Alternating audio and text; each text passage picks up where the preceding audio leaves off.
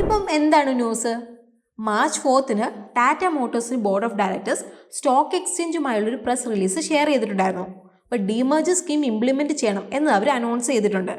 അപ്പോൾ ഡീമേർജർ എന്ന് പറഞ്ഞാൽ Tata Motors 2 separate listed entity ആയിട്ട് സ്പ്ലിറ്റ് ചെയ്യും. അപ്പോൾ ഒരു പാർട്ട് കൊമേഴ്ഷ്യൽ വെഹിക്കിൾ ബിസിനസ് ആയിരിക്കും, അതായത് ബിസിനസ് അതുപോലെ തന്നെ ഇൻഡസ്ട്രിക്കായിട്ട് ബസ്സും വാനും ഒക്കെ വിതരണം ചെയ്യും.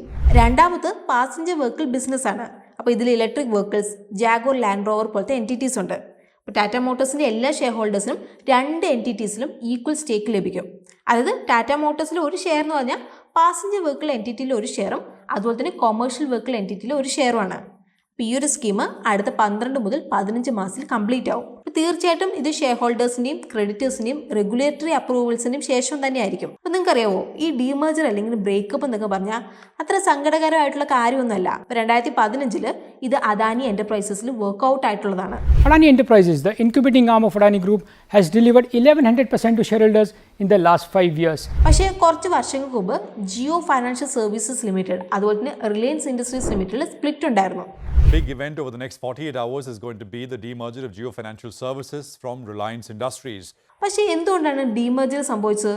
അപ്പോൾ ഇത് മനസ്സിലാക്കണമെങ്കിൽ നമ്മളൊന്ന് പുറകോട്ടേക്ക് പോകണം. ഒത്തിരി അങ്ങ് പുറകോട്ടേക്കൊന്നും പോകണ്ട കേട്ടോ. ജസ്റ്റ് കോവിഡ് ടൈമിലേക്കാണ് നമ്മൾ പോകുന്നത്. അപ്പോൾ ടാറ്റ മോട്ടോഴ്സിൻ്റെ സ്റ്റോക്ക് ഇൻവെസ്റ്റേഴ്സിന് ഒരുപാട് പണം നേടി കൊടുത്തിട്ടുണ്ടായിരുന്നു. അപ്പോൾ ഈ ഒരു ഗ്രാഫ് നിങ്ങൾ നോക്കിയേ. കോവിഡ് ടൈമിൽ സ്റ്റോക്ക് ഏറ്റവും കുറവ് പോയത് 65 രൂപയാണ്. അതിനുശേഷം 1000 രൂപ എന്ന ലെവൽ ക്രോസ് ചെയ്തു. അപ്പം ഇങ്ങനൊരു പോസിറ്റിവിറ്റിയുടെ കാരണം ഓൺ ഗ്രൗണ്ട് ചേഞ്ചസ് ആണ്. ബേസിക്കലി മാനേജ്മെൻറ്റ് കറക്റ്റ് സമയത്ത് കറക്റ്റ് തീരുമാനം എടുത്തു. അപ്പോൾ എന്തൊക്കെയാണ് അവരെടുത്ത തീരുമാനങ്ങൾ എന്നുള്ളത് നമുക്ക് നോക്കാം. അപ്പോൾ ആദ്യത്തെ ബാലൻസ് ഷീറ്റ് ഇംപ്രൂവ്മെൻ്റ് ആണ്. ഇപ്പോൾ ടാറ്റ മോട്ടോഴ്സിൻ്റെ ഇന്ത്യൻ ബിസിനസ്സിൻ്റെ നെറ്റ് ഡെറ്റ് ലെവൽ 15 വർഷത്തിൽ ഏറ്റവും താഴ്ന്ന നിലയിലാണ്. ഇപ്പോൾ 2023 ഫൈനാൻഷ്യൽ ഇയറിൽ കഴിഞ്ഞ 7 വർഷത്തിൽ ആദ്യമായിട്ട് കമ്പനി ഡിവിഡൻഡ് ഡിക്ലെയർ ചെയ്തു. 2023 നവംബറിൽ ടാറ്റ മോട്ടോഴ്സിന് റേറ്റിംഗ് ഏജൻസിയായ S&P ഗ്ലോബലിൽ നിന്ന് അപ്ഗ്രേഡ് ലഭിച്ചു. അപ്പോൾ ഈ ഒരു റിപ്പോർട്ട് പ്രകാരം ടാറ്റ മോട്ടോഴ്സിൻ്റെ ലിവറേജ് റേഷ്യോ 2025 ഫൈനാൻഷ്യൽ ഇയർ വരെ <1 ആയിരിക്കും. ഇപ്പോൾ 2023 മാർച്ചിൽ 3 ഇരട്ടിയായിരുന്നു. ഇനി രണ്ടാമത് സ്ട്രാറ്റജിക് ഇനീഷ്യേറ്റീവ്സ് തുടങ്ങിയതാണ്. അപ്പോൾ ഞാൻ റിസർച്ച് ചെയ്യാൻ നേരത്ത് 2014 റോയിറ്റേഴ്സ് ആർട്ടിക്കിളിൽ നിന്ന് എനിക്ക് കുറച്ച് ഇൻട്രസ്റ്റിംഗ് ആയിട്ടുള്ള ഡാറ്റ പോയിന്റ്സ് ലഭിച്ചു. അപ്പോൾ മാർക്കറ്റ് ഷെയറിലെ ഡിപ്പ് നോക്ക്. പ്രൊഡക്റ്റ് പൈപ്പ്ലൈൻ സ്ട്രോങ് അല്ലാത്തായിരുന്നു ഇതിനുള്ള കാരണം. അപ്പോൾ ടാറ്റയുടെ കാറുകൾക്കൊന്നും അത്ര നല്ല ഇമേജ് ഒന്നും ഉണ്ടായിരുന്നില്ല. അപ്പോൾ നമുക്ക് എല്ലാവർക്കും ഓർമ്മയുണ്ടാവും ടാറ്റ നാനോയ്ക്ക് എന്താണ് സംഭവിച്ചതെന്ന്, അല്ലേ? അപ്പോൾ ടാറ്റയ്ക്ക് ഒരുപാട് കാലം മുമ്പേ അറിയുന്ന കാര്യമായിരുന്നു വരുന്ന ആളുകളിൽ മാർക്കറ്റിൽ SUVs ഡോമിനേറ്റ് ചെയ്യുമെന്ന്. ഇന്നിപ്പോൾ നിങ്ങൾ നോക്കിയേ, എൻട്രി ലെവൽ വെഹിക്കിൾസിന് സെയിൽസ് ഒക്കെ കുറയുകയാണ്. ഇപ്പോൾ റോഡുകളിൽ ഇപ്പം SUVs ആണ് രാജാക്കന്മാർ. ഇവിടെ ഏറ്റവും ഹൈലൈറ്റ് ആയിട്ട് വന്നേക്കുന്നത് എന്താണെന്നുള്ളത് നിങ്ങൾക്ക് അറിയാമോ? ടാറ്റ നെക്സോണിൻ്റെ ലോഞ്ച്.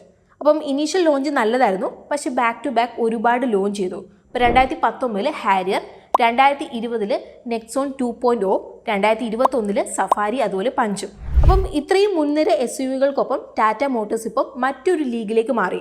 അപ്പോൾ PV മാർക്കറ്റിൽ അവരുടെ ഷെയർ പെട്ടെന്ന് കൂടാൻ തുടങ്ങി. ഇന്നിപ്പം അവർ നമ്പർ 2 പൊസിഷനിലേക്ക് എത്തിയിട്ടുണ്ട്, മാരുതി സുസുക്കി കഴിഞ്ഞിട്ട്. ഇനി മൂന്നാമത്, ടാറ്റയ്ക്ക് എപ്പോഴും കൊമേഴ്ഷ്യൽ വെഹിക്കിൾ സെക്ടറിൽ ഒരു പ്രധാന സ്ഥാനം ഉണ്ടായിരുന്നു. ഇപ്പോൾ അവർക്ക് PV സെക്ടറിൽ 2nd പൊസിഷനിലേക്ക് എത്തി. അപ്പോൾ PVയിൽ ഇലക്ട്രിക് വെഹിക്കിൾ ഡിവിഷനിൽ ടാറ്റയ്ക്ക് നല്ലൊരു സ്ഥാനമുണ്ട്.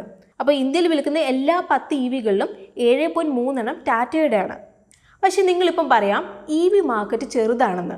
അതുപോലെ ടോട്ടൽ പാസഞ്ചർ വെഹിക്കിൾ EVസിൻ്റെ കോൺട്രിബ്യൂഷൻ നോക്കിയാൽ ജസ്റ്റ് 12% മാത്രമാണ്. പക്ഷേ ഇവിടെയാണ് ഗ്രോത്ത്. കാരണം ഇലക്ട്രിക് വെഹിക്കിളാണ് ഫ്യൂച്ചർ. ഇന്നിപ്പം ഏതൊരാൾക്കും കാറ് വാങ്ങുമെന്ന് പറഞ്ഞിട്ടുണ്ടെങ്കിൽ അവർ വലിയൊരു ആഗ്രഹമാണ്.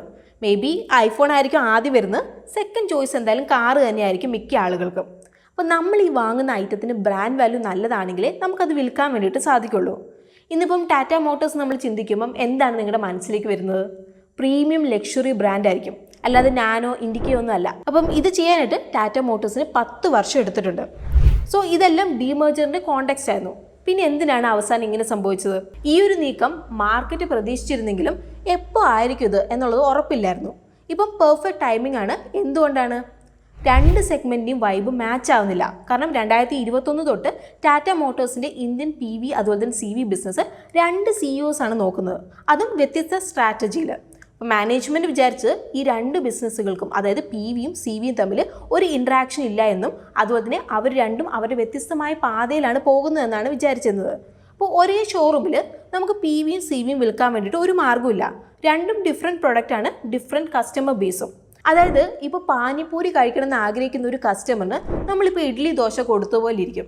ഇപ്പം ഇൻവെസ്റ്റേഴ്സിന് ജസ്റ്റ് പാസഞ്ചർ വെഹിക്കിൾ മാത്രം ഗ്രോത്ത് എക്സ്പോഷർ വേണം, അല്ലെങ്കിൽ ജസ്റ്റ് കൊമേഴ്ഷ്യൽ വെഹിക്കിൾ മാത്രം ഗ്രോത്ത് എക്സ്പോഷർ വേണമെങ്കിൽ അത് നമുക്ക് മേർജ്ഡ് എൻറ്റിറ്റിയിൽ പോസിബിൾ ആയിട്ടുള്ളൊരു കാര്യമല്ല. ഈവൻ ഇപ്പോൾ PV ഫോക്കസ്ഡ് ആയിട്ടുള്ള ഒരു പോളിസി ഉണ്ടെങ്കിൽ അത് ഓവറോൾ മേർജ് കമ്പനിയുടെ ഗ്രോത്തിൽ റിഫ്ലക്റ്റ് ആവില്ല. കാരണം നമുക്കിത് തികച്ചും വ്യത്യസ്തമായിട്ടുള്ള വേറൊരു സെഗ്മെൻ്റ് ഉണ്ട്. ITCയുടെ ഒരു എക്സാമ്പിൾ എടുത്തിട്ട് ഞാൻ പറഞ്ഞുതരാം. നിങ്ങൾക്കിപ്പോൾ അവരുടെ ഹോട്ടൽ ബിസിനസ്സിൽ മാത്രം ഇൻവെസ്റ്റ് ചെയ്യണം, FMCG അതിൽ ടുബാക്കോയിൽ വേണ്ട. ഇപ്പം നിങ്ങൾക്ക് അത് ചെയ്യാം. ഇപ്പം ആ ഒരു സെഗ്മെൻറ്റ് പ്രൊമോട്ട് ചെയ്യുന്ന ഒരു ഗവൺമെൻറ് പോളിസി വന്നാൽ പെട്ടെന്ന് എന്തായാലും വളരും. പക്ഷേ ആർക്കറിയാം, നാളെ ഇപ്പോൾ അവർ FMCG ബിസിനസ് സെപ്പറേറ്റ് ചെയ്യാം. നിങ്ങൾ ജസ്റ്റ് അതിൽ ഇൻവെസ്റ്റ് ചെയ്യുക, അത്രേ ഉള്ളൂ. അപ്പോൾ ഈവൻ ബിസിനസ്സിൻ്റെ ഉള്ളിൽ സിനർജി നമ്മൾ നോക്കിയാൽ PV, EV അതുപോലെ JLR ബിസിനസ്സിൽ മാക്സിമം ഓവർലാപ്പ് ഉണ്ട്. അപ്പോൾ ഞാൻ വെഹിക്കിൾ സോഫ്റ്റ്വെയർ അതിൽ ഓട്ടോണോമസ് വെഹിക്കിളിൻ്റെ പെർസ്പെക്റ്റീവിലാണ് സംസാരിക്കുന്നത്. സോ നമുക്ക് ടാറ്റ മോട്ടോഴ്സിൻ്റെ കോണ്ടെക്സ്റ്റിൽ നമുക്ക് നോക്കാം. അപ്പോൾ പ്രോഡക്ട്സ് യൂസേഴ്സിലേക്ക് എത്തിക്കുന്നത്, അല്ലെങ്കിൽ ഗ്രോത്ത്, അതും അല്ലെങ്കിൽ ലീഡർഷിപ്പ് അക്കൗണ്ടബിലിറ്റി നമ്മൾ നോക്കുകയാണെങ്കിൽ രണ്ട് ബിസിനസ് സ്പ്ലിറ്റ് ചെയ്യുന്നത് ലോജിക്കുള്ള കാര്യം തന്നെയാണ്. ഇനി രണ്ടാമത്തെ ഡെറ്റ് റീപേയ്മെൻ്റ് ആണ്. അപ്പോൾ ഫൈനാൻഷ്യൽ 2024 അവസാനത്തോടെ, അതായത് മാർച്ച് എൻഡിൽ കമ്പനി ഡെറ്റ് ഫ്രീ ആവാനുള്ള ടാർഗറ്റ് സെറ്റ് ചെയ്തിട്ടുണ്ടായിരുന്നു. അപ്പോൾ ഇതിനായിട്ട് അവർ വർക്ക് ചെയ്തുകൊണ്ടിരിക്കുകയാണ്. അപ്പോൾ ഡെറ്റ് ലെവൽ നല്ലപോലെ കുറഞ്ഞു വരുന്നത് കാണുന്നുണ്ട്. ഇതുകൂടാതെ JLRന് ഫ്രീ ക്യാഷ് ഫ്ലോ പോസിറ്റീവായിട്ട് മാറിയിട്ടുണ്ട്. അപ്പോൾ ഇത് വലിയൊരു മൈൽ സ്റ്റോൺ തന്നെയാണ് ഇവിടെ. മൂന്നാമത്തെ ഫണ്ട് റേസിംഗ് ആണ്. അപ്പോൾ നിങ്ങൾ ഓർക്കുന്നുണ്ടോ, ഒക്ടോബർ 2021 ടാറ്റ മോട്ടോഴ്സ് EVക്കായിട്ട് $1 ബില്യൺ റേസ് ചെയ്തു. അപ്പോൾ ഇത് TPGന്റെ ക്ലൈമറ്റ് ഫണ്ട് വഴിയായിരുന്നു. ഇപ്പം വളർന്നുകൊണ്ടിരിക്കുന്ന ബിസിനസ്സാണ് EV. ഇപ്പോൾ ഫ്യൂച്ചറിൽ ഇതുപോലെയുള്ള ഫണ്ട് റേസിംഗ് വേണമെങ്കിൽ ഡീമേർജർ അതൊക്കെ എളുപ്പമാക്കി തരും. ഇപ്പോൾ ടാറ്റ മോട്ടോഴ്സ് ഈ ഒരു സെഗ്മെൻറ്റിൽ ഈ ഒരു തരത്തിലുള്ള മാർക്കറ്റ് ഷെയർ ഉള്ളതുകൊണ്ട് ഇലക്ട്രിക് വെഹിക്കിളിനായിട്ട് ഒരു ഇൻഡിപെൻഡൻറ്റ് സപ്ലൈ ചെയിൻ അതുപോലെ ഇതുമായിട്ട് ബന്ധപ്പെട്ട് ഇൻഫ്രാസ്ട്രക്ചർ പണിതെടുക്കാൻ വേണ്ടിയിട്ട് സാധിക്കും. പിന്നെ ആർക്കറിയാം ഈ ഒരു വെർട്ടിക്കൽ ഫ്യൂച്ചറിൽ ഡീമേർജർ ആവുക എന്നുള്ളത്. ടാറ്റ മോട്ടോഴ്സ് നമ്പർ 1 പ്ലെയർ ആണ്. ഇപ്പോൾ 2023 ഫൈനാൻഷ്യൽ ഇയറിൽ അവർ അറൗണ്ട് 4,23,000 വാഹനങ്ങൾ വിറ്റിട്ടുണ്ട്. പക്ഷേ CV സെഗ്മെൻറ്റിൽ ടാറ്റ മോട്ടോഴ്സ് നല്ലൊരു മാർക്കറ്റ് ലോസ് സംഭവിച്ചിട്ടുണ്ട്. ഇപ്പോൾ ലേറ്റസ്റ്റ് ക്വാർട്ടറിൽ നോക്കുവാണെങ്കിൽ വീണ്ടും ഒരു ഡിപ്പ് കാണാം. അപ്പോൾ 2024 ഫെബ്രുവരിയിലെ സെയിൽസ് ഫിഗർ മോശമായിരുന്നു. ഇയർ ഓൺ ഇയർ ബേസിസിൽ 4% ഡൗൺ. അപ്പോൾ ഐഷോ മോട്ടോഴ്സ് അതുപോലെ അശോക് ലേലാൻഡിൻ്റെ ഫിഗേഴ്സ് കീഴടങ്ങിയത് കാണാം. അപ്പോൾ CVൻ്റെ ഡിമാൻഡ് സൈക്കിൾ റീസെറ്റ് അതുപോലെ കൺസോൾട്ടേറ്റ് ചെയ്യാൻ വേണ്ടി സമയം എടുക്കുന്നുണ്ട്. പക്ഷേ PV സൈഡ് നല്ല സ്ട്രോങ് ആണ്. ഇപ്പോൾ ഫെബ്രുവരി 2024 റെക്കോർഡ് മാസമായിരുന്നു. സോ ഇപ്പം നമ്മൾ മാക്രോ പെർസ്പെക്റ്റീവിൽ നോക്കുകയാണെങ്കിൽ വരും സമയങ്ങളിൽ ഒരു ഇൻവെസ്റ്റർ എന്ന നിലയിൽ ഏത് ബിസിനസ് വേർട്ടിക്കലിലേക്ക് നമുക്ക് എക്സ്പോഷർ വേണം എന്നുള്ളത് നമുക്ക് തീരുമാനിക്കാവുന്നതാണ്. നമുക്കിപ്പോൾ ഒരു ചോയ്സും ഡിസിഷൻ മേക്കിംഗ് പവറും ഉണ്ട്. അടുത്തത് വാല്യുവേഷൻ ആണ്. അപ്പോൾ മാർക്കറ്റ് എക്സ്പേർട്സ് പറയുന്നത് CV ബിസിനസ്സിനെ വെച്ച് കമ്പയർ ചെയ്യുമ്പോൾ PV ബിസിനസ്സിൻ്റെ വാല്യുവേഷൻ സുപ്പീരിയർ ആണ്. അപ്പോൾ PV സെഗ്മെൻറ്റിൽ സൈക്ലിക്കാലിറ്റി കുറവായതുകൊണ്ടും അതുപോലെ തന്നെ ഗ്രോത്ത് കൂടുതൽ സ്റ്റേബിൾ ആയതുകൊണ്ടുമാണ്. അപ്പോൾ വെഹിക്കിൾ സ്ക്രാപ്പേജ് പോളിസി പോലത്തെ ഇനീഷ്യേറ്റീവ്സ് വരുമ്പോൾ ഡിമാൻഡ് കുറച്ചും കൂടി പ്രഡിക്റ്റബിൾ അതുപോലെ കൺസിസ്റ്റൻ്റ് ആവും. അപ്പോൾ അതുകൊണ്ടാണ് പ്രീമിയം വാല്യുവേഷൻ. ഇനി ഇതുവരെ ക്ലിയർ ആവാത്ത കുറച്ച് കാര്യങ്ങളുണ്ട്. ടാറ്റ മോട്ടോഴ്സിന് വെഹിക്കിൾ ഫൈനാൻസിങ് ഡിവിഷൻ ഉണ്ട്. AUM 40,000 കോടിയുടെ അടുത്താണ്. അപ്പോൾ രണ്ട് ബിസിനസ്സായിട്ട് എങ്ങനെ ഈ ഒരു എൻറ്റിറ്റി ഡിവൈഡ് ചെയ്യും? അതോ ഒന്ന് മാത്രമായിട്ട് ഇത് നിലനിൽക്കുമോ? അപ്പോൾ ഈ ഒരു ഡെവലപ്മെൻറ്റ് മോണിറ്റർ ചെയ്യുന്നതാവും. അപ്പോൾ ഈ ഒരു ഡെവലപ്മെന്റിനെ കുറിച്ച് മാർക്കറ്റ് എക്സ്പെർട്സിന് എന്താണ് പറയാനുള്ളത് എന്നുള്ളത് നമുക്ക് നോക്കാം. Just to give you an anecdotal thing, Maruti's had higher premiums on the PE multiples because it's a pure PV play, and you know that, whereas M&M had tractors along with it, a part of CVs. Now Tata Motors also had CVs and PVs and EVs.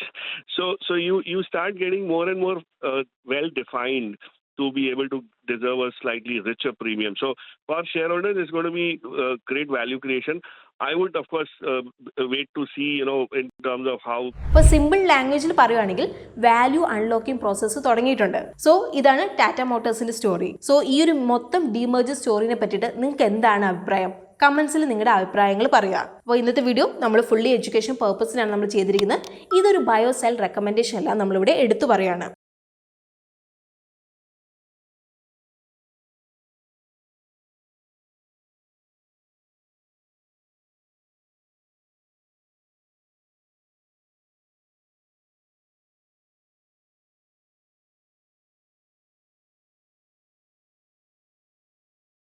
Investment in securities market are subject to market risks. Read all the related documents carefully before investing. Please read the risk disclosure documents carefully before investing in equity shares, derivatives, mutual fund, and or other instruments traded on the stock exchanges.